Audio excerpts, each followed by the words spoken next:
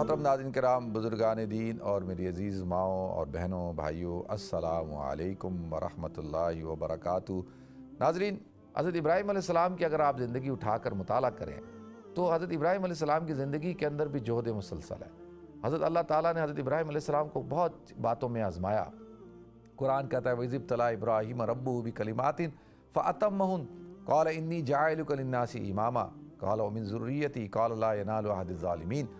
اللہ فرماتے ہیں کہ ہم نے ابراہیم کو چند کلمات، چند باتوں کے ساتھ آزمایا تو وہ فَأَتَمَّهُنَّ اور وہ اس آزمائش کے اوپر پورا اترے۔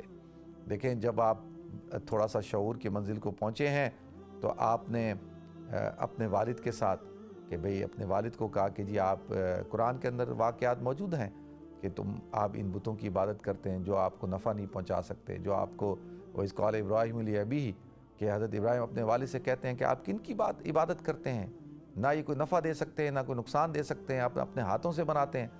تو اپنے والد کے مقابلے میں کھڑے ہو گئے۔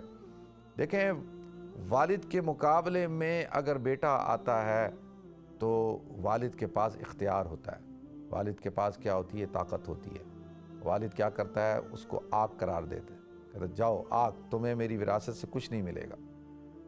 تو وہ اپنے والد کے مقابلے میں آتے ہیں حق کے لیے، یہ نہیں ہے کہ باطل کے لیے نہیں، حق کے لیے آتے ہیں، کہتے ہیں نہیں آپ ٹھیک نہیں ہیں۔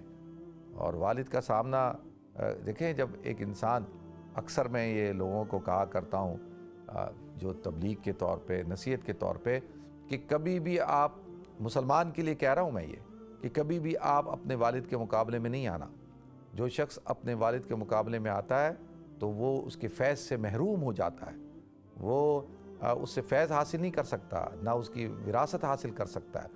اور وہ شخص جو اپنے والد کی اتباع کرتا ہے، اطاعت کرتا ہے اور اپنے والد کے ہر بات پہ لبیک کہتا ہے، میں عرض کر رہا ہوں، یعنی اللہ کی نافرمانی میں نہیں، یہ تو میں ضمناً ایک بات عرض کر رہا ہوں، اس کے مقابلے میں اگر کسی کا باپ کافر ہے، مشرک ہے، اور وہ باپ بیٹا کو حکم دیتا ہے کہ یہ غلط کام کرو، وہ غلط کام کرو، تو لا طاعۃ المخلوق فی معصیۃ الخالق، تو پھر اللہ کی نافرمانی میں مخلوق کی اطاعت نہیں کرنی۔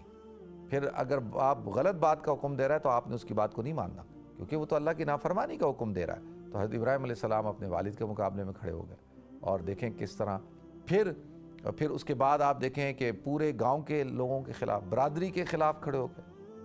آج ہم لوگوں کو خوف کیا ہوتا ہے کہ ہمارا سوشل بائیکاٹ ہو جائے گا، برادری ہمیں جو ہے وہ ہمارے ساتھ کٹ آف کر دے گی، ہمارے بچوں کے رشتوں کا کیا ہوگا، اور ہم جو ہے لیفٹ آؤٹ ہو جائیں گے، ہمیں کوئی جو ہے پوچھے گا نہیں، تو ہم تنہا ہو جائیں گے، یہ خوف ہوتا ہے نا۔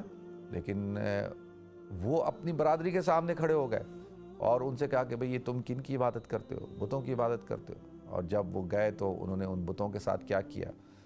تو برادری کا سامنا کرنا یہ بڑا مشکل کام ہوتا ہے۔ پھر اس کے بعد دیکھیں وقت کے جو خدا ہے نمرود، اس کے مقابلے میں کھڑے ہو گئے، اور کس طریقے سے الم تر الی الذی حاج ابراہیم فی ربہ ان آتاہ اللہ الملک اذ قال ابراہیم ربی الذی یحیی و یمیت قال انا احیی و امیت قال ابراہیم فإن اللہ یأتی بالشمس من المشرق فأت بہا من المغرب فبہت الذی کفر واللہ لا یہدی القوم الظالمین۔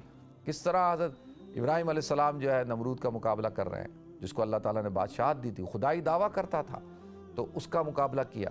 پھر اس سے مقابلے میں کیا ہوا کہ اس کے پاس دیکھیں بادشاہ جو ہوتا ہے، حاکم وقت جو ہوتا ہے، جس کے پاس اقتدار ہوتا ہے، اس کے پاس ریاست کی طاقت ہوتی ہے، وہ ریاست کی طاقت استعمال کرتا ہے۔ وہ کیا کرے گا؟ آپ کو جیل میں ڈلوا دے گا، آپ پہ جھوٹا مقدمہ کروائے گا، آپ پہ تشدد کروائے گا، آپ کو قتل کروا دے گا، اور کیا کرے گا؟ اس کے پاس یہی سب کچھ ہوتا ہے۔ تو نمرود نے کیا کیا؟ اس نے بھی حضرت ابراہیم علیہ السلام کو آگ میں ڈال دیا۔ تو اللہ تعالیٰ نے کیسے ان کو اس آزمائش سے بچایا۔ پھر حامان جو وزیر تھا، پھر اسی طریقے سے جو ہے وہ آپ دیکھیں کہ کس طریقے سے اس سے، اور یہ ساری آزمائشیں ہیں۔ پھر اللہ تعالیٰ نے اولاد دی بڑی عمر کے اندر، اور پھر اللہ نے آزمایا ہے حضرت اسماعیل علیہ السلام کے بارے میں کہ بھئی تم ان کو اللہ کی راہ میں قربان کرو۔ تو اس آزمائش میں بھی وہ پورے اترے۔ قرآن کہتا ہے وَفَدَيْنَاهُ بِذِبْحٍ عَظِيمٍ وَتَرَكْنَا عَلَيْهِ فِي الْآخِرِينَ سَلَامٌ عَلَىٰ إِبْرَاهِيمَ، کہ کیسے قربانی دی، اتنی عظیم قربانی، اور اس کے بدلے میں ہم نے پھر اللہ تعالیٰ نے ان کو حضرت اسماعیل کی جگہ ایک دمبے کو اللہ نے پیش کر دیا۔